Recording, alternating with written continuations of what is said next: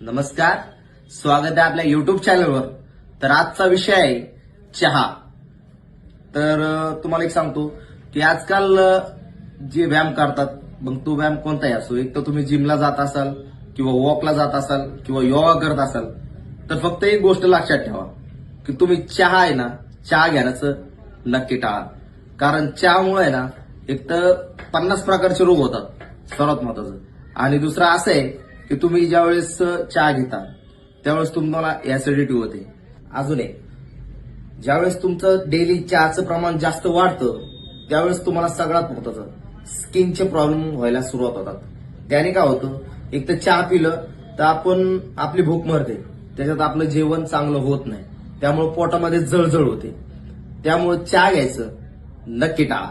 तर तुम्हाला मी एक उपाय सांगतो जे तुम्ही नक्की घरी ट्राय करा. चहाच्या जागी ग्रीन टी घ्यायला सुरुवात करा. ज्यावेळेस तुम्ही ग्रीन टी घेणार त्यावेळेस तुमच्या शरीरामध्ये मेटाबॉलिझमचं प्रमाण चांगल्या प्रमाणे वाढणार आणि ते तुमच्या शरीरासाठी एकदम बेस्ट राहणार. तुम्हाला अजून ग्रीन टीचा एक फायदा सांगतो.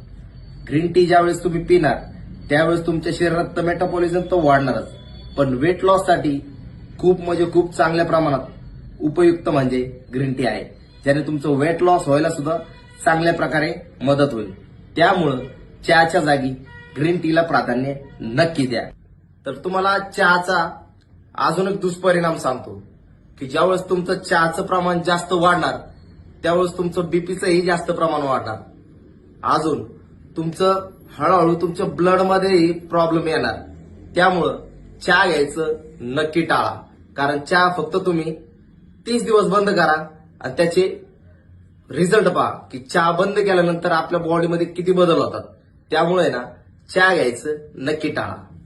आता तुम्हाला एक मी दुसरा उपाय सांगतो, ती म्हणजे ब्लॅक टी.